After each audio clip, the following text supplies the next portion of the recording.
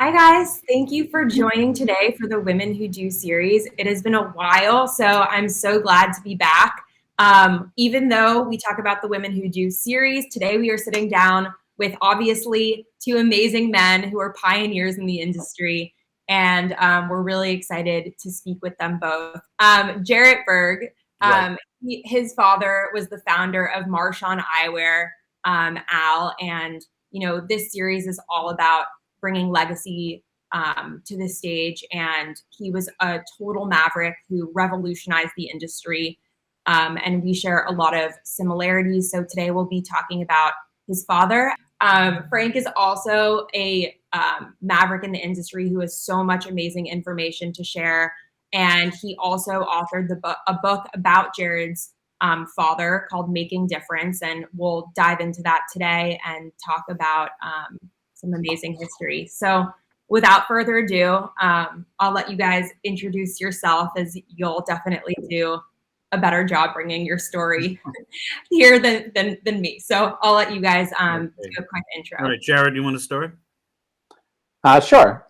So I'm Jarret Berg. I am Al Berg's son, only son. I'm a New York lawyer and happy to be here. I would say when I think about Dad and sort of his philosophy toward his work, he was the sort of guy who spoke about things like 1+1 being able to equal 3, and looking at the world's problems through sort of fresh eyes, and trying to figure out where, okay, there are really bright people who might have looked at a problem and even reached loggerheads and sort of felt like I can't work with those other stakeholders, and trying to figure out how to get to yes by looking at problems through new ways.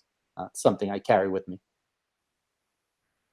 Okay, and I'm Frank Giammanco, as you've mentioned, and I'm a veteran of optical publishing. I've been in the optical business for pretty much 40 years, and got together with Al Berg back in 2018 with the idea of publishing a memoir. And he was very enthusiastic about it and said to me that others had actually suggested he write a book, but that he was a very much a procrastinator and didn't feel he could sit down and get it done.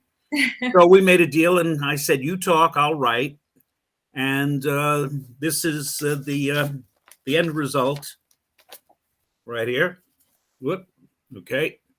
So I think one piece that really ties our stories together is legacy. And Jarret, I know that you just had a second child, and how important it is for your kids to grow up understanding who your father, what he represented. What are some of the kind of like core elements of your father that you're looking to make sure stay with us and pass down to your family and others? So Dad was definitely a doer. He fell into that hard worker category, but he was very strategic, and it was important for him to think a couple moves down the chess game, so to speak, not just thinking about the problems and the fires that were right in front of you that you need to put out, but making sure that you can be deliberate in what you decide to do. And we grew up middle class but privileged, and it's very easy in that sort of environment to be critical, to complain about the things that you don't see going right, big things and small things. And he was a big fan of this thing known as the Serenity Prayer. It's very easy to complain. Some things we have to accept, but he was a big believer in going out there and focusing your energy on changing the things you can't accept, but also realizing that you have to pick your battles, and some things you can't change and you just have to accept. And that was sort of his way of combining the go out and do and be a hard worker with the strategic part about figuring out where you can do the most good. How did Al really change the industry with Marchon? And as the industry has definitely changed over the years, how are those changes still being seen today and into the future? Okay. Well, one of the big changes that Marchon really championed. And I can't say they introduced it because it had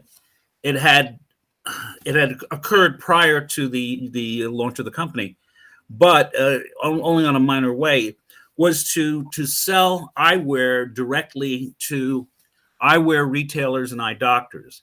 Up to that point, 90% of the eyewear that was being sold in the United States was being sold by the manufacturers to a dealer or wholesaler level of distribution, and then resold to the docs.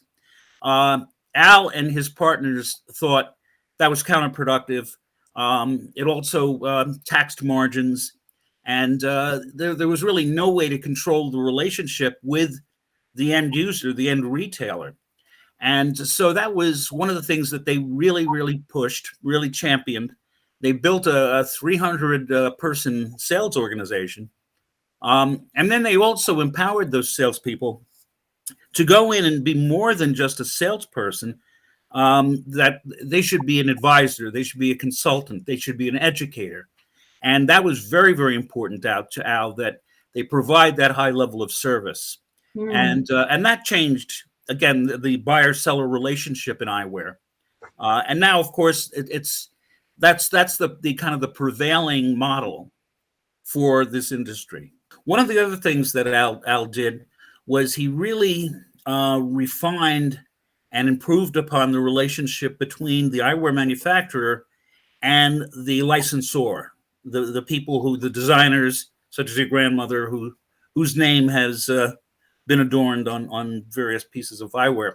And so really the eyewear captured the true essence of the brand, which was unusual because most eyewear people would, again, they would make a deal with a licensor and just put the name on the plastic, and that would be the end of it. But that's not what Al and Marchon did.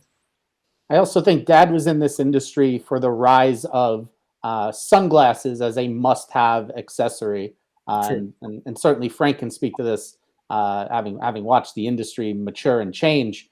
But right, Frank, that was not the case when back in the day, right? It was mostly a medical device driven first. Very much so. Very much so. There was very, very little fashion component to it. It was much more utilitarian product. This is a question for both of you. Like, what was Al's driving spirit? Al's driving spirit? Well, his driving spirit, his reason to be was to succeed. He believed very strongly in his personal assets. He believed in his partners. And he also believed that they could develop a formula to do something in the optical business that had not been done ultimately before. And he was correct in that assessment. I mean, they brought to this marketplace at a time when it was a very, very different environment, many new methodologies, many new ways of marketing product, many new ways of developing product. One thing I'd add that I always thought was interesting, because he considered himself a deal maker, but in my life, when I encounter people, it almost seems like there's two ways to go about transacting and making a deal. So many people try to get the best of the people they're negotiating with, as though they're so much smarter they can pull one over. And Dad's approach was actually to offer a very, very fair deal first, what he viewed as a fair deal, to propose it that way, to try to make it generous enough for whoever he was negotiating against. And he viewed it that way, as it's inevitably a zero-sum thing. But to put them in a position where if they weren't going to take his offer, he would sort of say to them, so are you saying that this isn't a fair deal? To sort of put them in the position of coming to the table in good faith. And I think that was sort of distinctive when you deal with people all the time and you feel like, where is their edge? Where are they trying to take advantage of me? Or how does this play out for them versus how it might play out for me? He was very much looking for win-wins. So I always love hearing about other leaders and how they inspired their teams. And I think that's one of the most critical components to, being an entrepreneur. So I would love to hear from you guys, like what was that magic for him? What was that magic for him? Well, again, he liked to challenge people. It was I don't think it was very easy to work for Al, but I think everybody appreciated working for him. But he was never complacent, and he would never allow you to be complacent. So if you came in and said, "I think we should do this in green," he would launch into a discussion about why it should be green and why you should defend that position. So that's just the way he was. He invested a lot of personal energy and a lot of intellectual energy into the business, and it showed.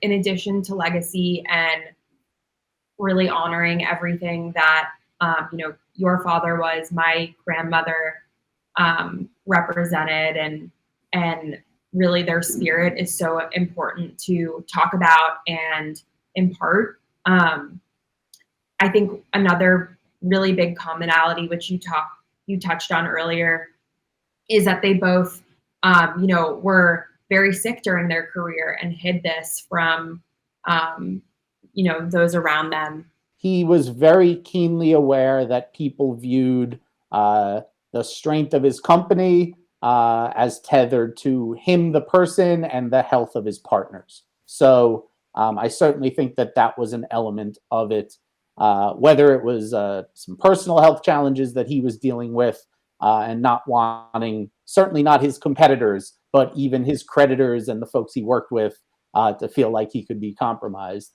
And he really wasn't. He managed to stay on top of his business. But I think there's also an element of when he was thinking of launching something new or rolling out a new brand strategy, or even when he was looking to sell the company, of making sure that the news didn't get ahead of the rollout, so to speak. Mm-hmm. He was, for a guy who didn't have a marketing background or any formal training in marketing, he was known as marketing brilliance for figuring out how to capitalize on those opportunities. So I think just when it comes to personal health, that sort of thing, he definitely understood how managing that and the expectations could work to his advantage or disadvantage. Marchon now is marketing the Anne Klein eyewear brand. That didn't happen in Al's time. It happened after the company was sold. But that's where the brand now resides. So the two companies, or your family, your legacy, and Jarret's have come together in business. One last thing to conclude. Yeah. I just wanted to kind of plug the book. It is available. You can get it online. You can get it in an ebook format or a Kindle format. It is available at Amazon. The publisher has established a web page for it. This is a little awkward, but the web page is outskirtspress.com/making_a_difference. So I hope you got that. Yeah, we'll make sure that we'll be sharing a link on Facebook, on our stories, on our Instagram, everywhere you can click the link. So we'll make sure that following after everyone watches this, that they have an opportunity to check out the book. Terrific, thank you. And Jesse, we certainly wish Dad was with us to help us tell his story, but we absolutely appreciate you taking the time to help us tell his story. We wish you happy holidays. Yeah, have a great holidays, guys. Thank you. You too. Hope everyone stays safe and healthy and has a great New Year. Yeah, New Year. That's the word I was looking for. Okay. Thanks again. Bye-bye. Take care, guys.